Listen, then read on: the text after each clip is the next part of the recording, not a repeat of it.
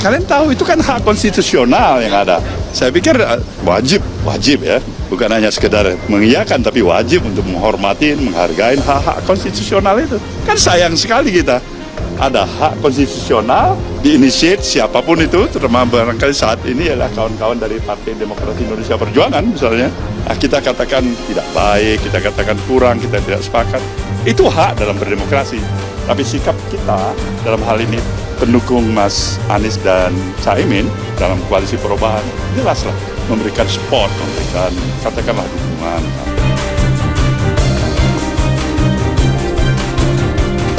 Nah, di sini kemungkinan akan ada kejutan tersendiri ya, yaitu dari Pak Surya Paloh. Ya, kalau kita ketahui pada tanggal 19 Februari kalau tidak salah ya, di situ bahkan Pak Surya Paloh bertemu dengan Presiden Joko Widodo.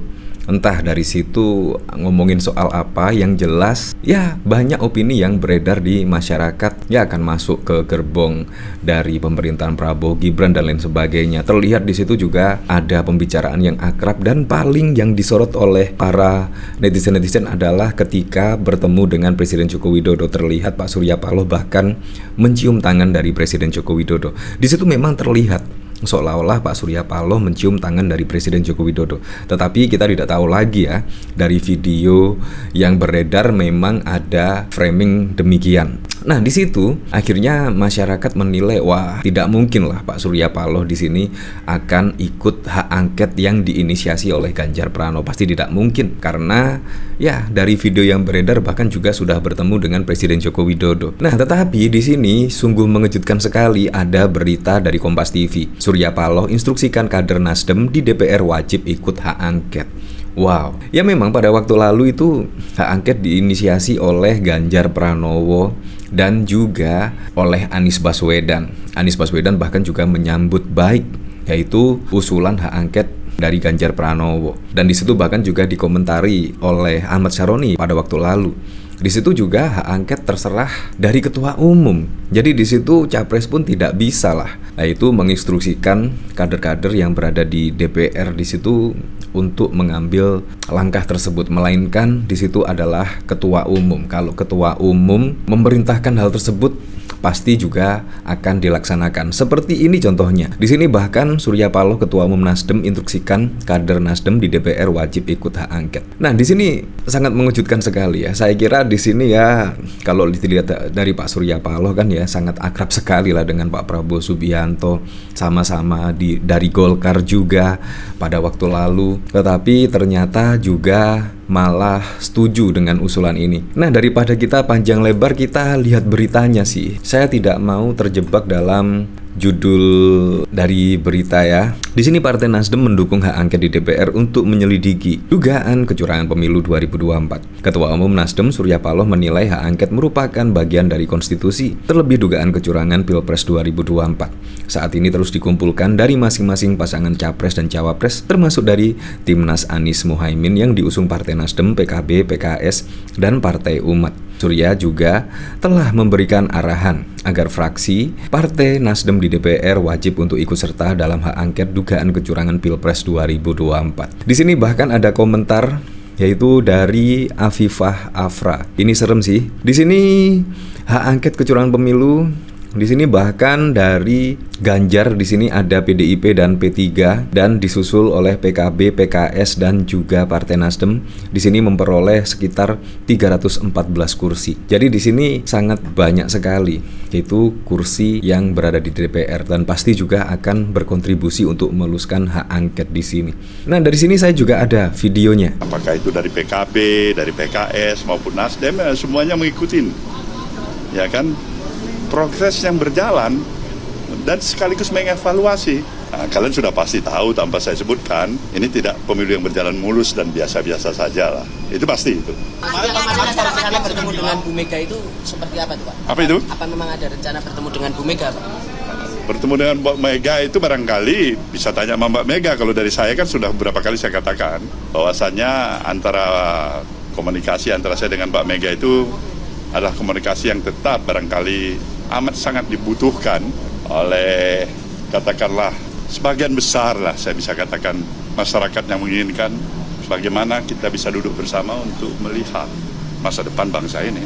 Ya, seperti itulah. Bahkan juga Pak Surya Paloh meyakini sebagian masyarakat Indonesia menginginkan yaitu adanya pertemuan antara Surya Paloh dan Ibu Megawati.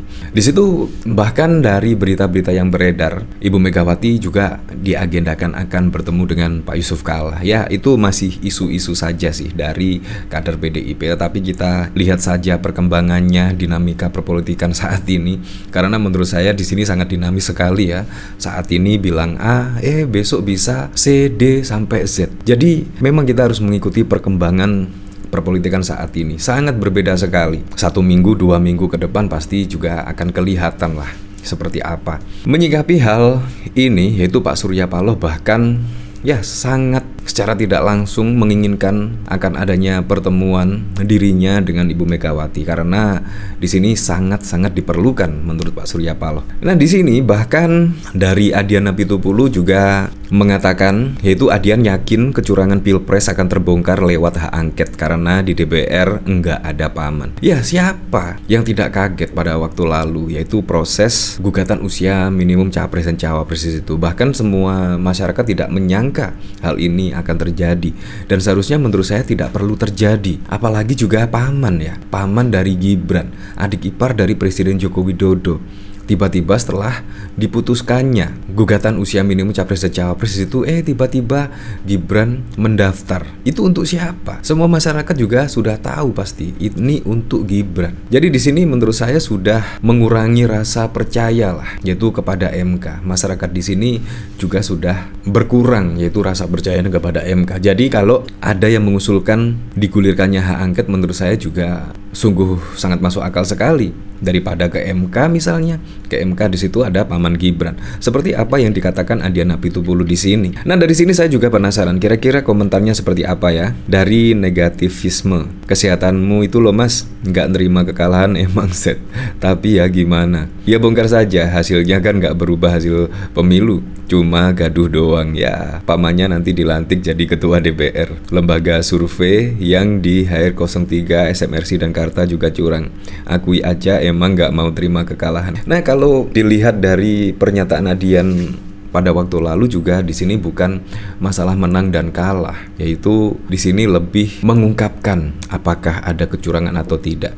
Kalau misalkan di situ misal tidak ada kecurangan atau apa, menurut saya juga hak angket wajib diapresiasi karena itu adalah konstitusional. Jadi seharusnya diapresiasi dan kalau tidak ada apa-apa ya dibuktikan saja lah. Kalau menurut saya juga di hasil quick count di situ selisihnya memang Ganjar Pranowo sangat jauh sekali. Jadi di sini bukan masalah menang dan kalah, melainkan untuk memperbaiki sistem di KPU lah, mungkin untuk Pilpres berikutnya, untuk pilkada berikutnya, sehingga ini wajib diinvestigasi oleh lembaga independen lah. Kalau menurut saya seperti itu, bukan lembaga yang berwenang tetapi lembaga yang independen. Di sini dari SR Indonesia Maju, ya buktikan saja, jangan cuma omon-omon saja. Dari Irwan yakin berarti Pileg harus diselidiki juga dong, kan ada curang-curangnya juga. Yakin semua partai yang kadernya lolos mau terima konsekuensi tersebut, bongkar kecurangan, tegakkan kebenaran dengan kejujuran dan keterbukaan. Ya bisa saja di sini kemungkinan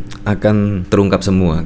Kalau misalkan hak angket di sini bisa bergulir, kemungkinan juga akan menyelidiki dari pemilihan legislatif dan lain sebagainya. Ya apapun lah pada besok, siapapun presidennya, saya harap bisa merealisasikan semua program-program dan janji-janji kampanyenya sehingga bisa langsung dimanfaatkan oleh masyarakat.